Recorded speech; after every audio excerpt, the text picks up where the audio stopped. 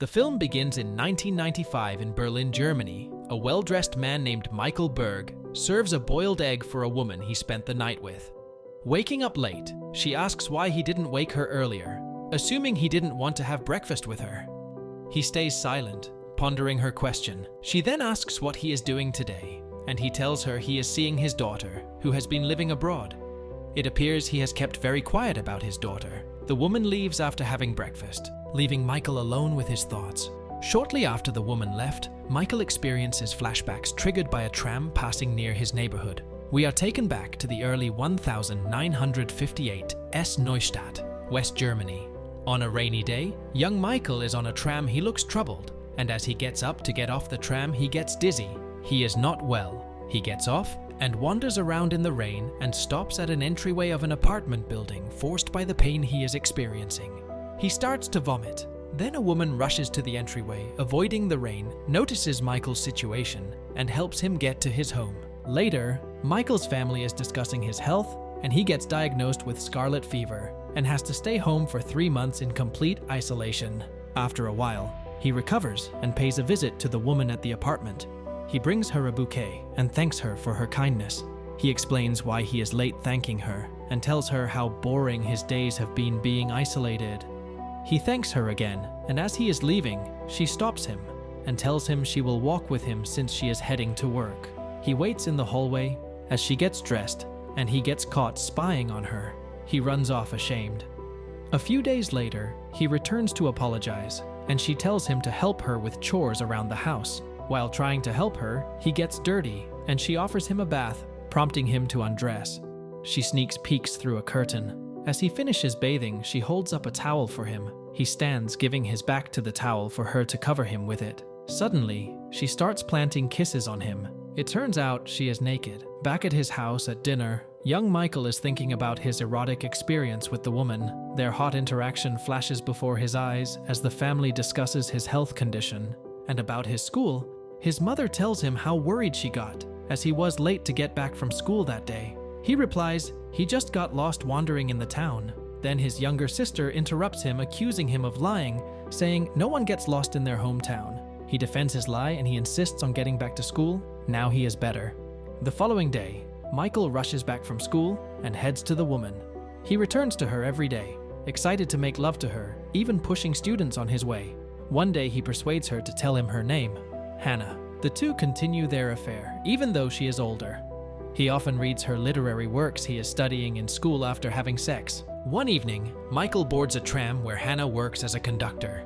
She spots him standing at the back and suddenly becomes angry, leaving him there. Confused, Michael waits for her at her apartment. When she arrives, he learns that she assumed he was ashamed of her, thinking that's why he stood at the back, acting as if he didn't know her. He tells her he didn't mean to upset her. However, she responds that he isn't important enough to upset her and tells him to leave. Left speechless, Michael heads out.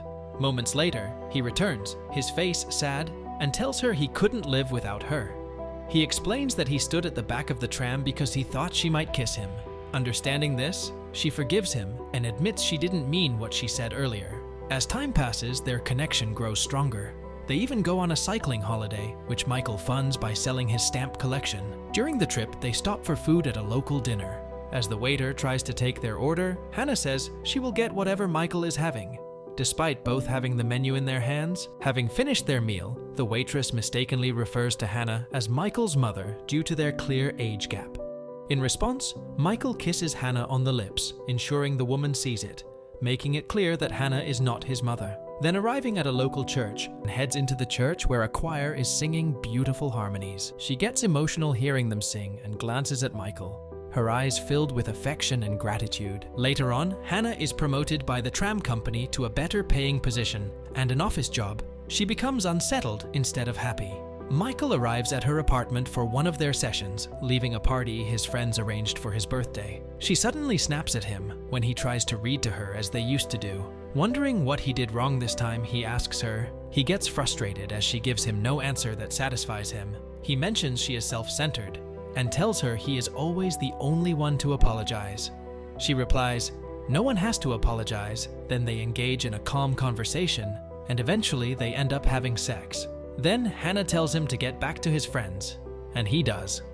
However, Michael becomes restless at the party and rushes back to her apartment, only to find out she left him, which breaks his heart. Present day, Michael, who meets his daughter at a restaurant, welcomes her back, and they talk about things, eventually leading them to discuss the way he is distant and how she assumed it to be her fault. He tells her it's not her fault and drops her off at her place. Back to younger Michael.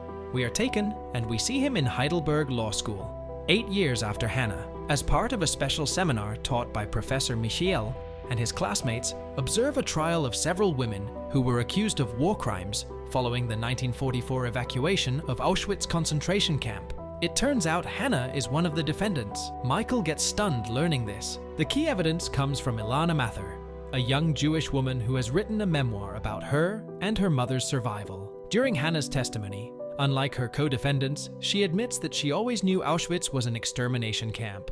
She also reveals that all the guards, including herself, would randomly select 10 prisoners to be executed to make room for new arrivals, preventing overcrowding. Hanna specifically chose the physically weak and less able-bodied prisoners for execution. Additionally, she made prisoners read to her. Every evening, Hanna would randomly select one female prisoner to read a book to her in her office before returning them to their cell. Tragically, each prisoner who read to Hanna was later killed. Following the trial, Professor Roll's class becomes deeply divided, sparking intense debate among the students. One student, visibly enraged, declares that nothing of value can be learned from the proceedings. He confronts Professor Roll, suggesting that the older generation of Germans should end their lives for their failure to act during the war. The student then turns to Michael, accusing him of having been fixated on Hanna during the court sessions. He states that he would be willing to kill her for her perceived wrongdoings. Frustrated and shaken by the harsh criticism and the hostile environment, Michael decides to visit a former concentration camp himself. The sight of the camp's remnants sickens him, amplifying his distress and confusion. Hanna faces additional charges as an SS guard, including 300 counts of murder from an incident during an Allied bombing raid. The raid accidentally struck a church where prisoners were sleeping, causing the roof to collapse and a fire to break out. The prisoners tried to escape, but the exits were locked. Although Hanna and the other SS guards could have unlocked the doors, they did not. Only 2 prisoners, Ilana Mather and her mother, survived the blaze. Hanna also faces an allegation from the other defendants, saying she was the one who authorized a report to lock the church exit doors, preventing the prisoners from escaping. Despite pressure from the other defendants, Hanna strongly denies it. Then the prosecutor presents the report she is accused of writing and asks her if she did or did not write it. She again denies it later when asked to provide a handwritten sample for comparison. Hanna suddenly retracts her denials and admits to writing the report. Michael, who is in the courtroom audience, realizes Hanna's secret. She is illiterate. He comes to think of all their memories and learns why she insists books be read to her because of her illiteracy, which makes him rush out of the courtroom as the other defendants cheer each other. After the trial, Michael tells Professor Roll that he has information that could help one of the defendants' cases, but is unsure what to do since the defendant herself wants to keep it a secret due to her being ashamed. Roll responds that if Michael has learned nothing from the past, then there is no point in continuing the seminar. Michael visits Hanna at a prison, and as he is about to meet her, he hesitates and returns, leaving Hanna waiting for a visitor whom she doesn't know. The next day, at the final trial, as the defendants enter the courtroom, the audience expresses their contempt, yelling, "Nazi!" Hanna is sentenced to life in prison for her involvement in the church deaths, whereas the other defendants receive only a few years in prison. This outcome brings Michael to tears as he watches her. Then, the scene shifts to 1976, showing Michael on a train with his child. Back at his parents' house, he tells his mother he and his wife are getting divorced. Then, rediscovering his old books and notes from his time with Hanna, Michael reconnects with her by recording himself reading lots of these works onto a tape. He sends the tapes along with a new recorder to her in prison. With these recordings, Hanna learns to read the books from the prison library and eventually responds to Michael's letters in 1980. Michael doesn't get in touch through letters or visits, but continues to send audio tapes. In 1988, after 20 years of Hanna's imprisonment, the prison warden reached out to him, asking for his help in preparing for Hanna's release on parole. He reluctantly agrees to sponsor Hanna. He finds an apartment and job for her, but when he visits her for the first time, 1 week before she is to be released, he appears distant, She tells him that before the trial, she never thought about what she did as an SS guard, but thinks about nothing else now. Then he leaves, promising her to be back the next week. The following week, Michael arrives to pick up Hanna, only to discover that she has taken her own life by hanging herself in her cell. He finds a note addressed to him and a tea tin filled with cash. In her will, Hanna has requested that Michael use her savings to support the family of a prisoner from Auschwitz. Afterward, Michael travels to New York and finds Ilana. He remembers her about the trial that got Hanna imprisoned and tells her he recognizes her from then. Then he informs Ilana about Hanna's death and opens up about the affair he had with her, explaining how he got related to her. He reveals Hanna's illiteracy and about the money she left for Ilana to do as she sees fit. Then, as Ilana gets indecisive about what to do with the money, he proposes donating the money to a preferably Jewish organization that stands against illiteracy. Ilana agrees. Ilana keeps the tea tin as it resembles the one she had. In 1995, Michael reconnects with his daughter, Julia. He takes her to the church he and Hanna had visited during their bicycle tour nearly 40 years earlier.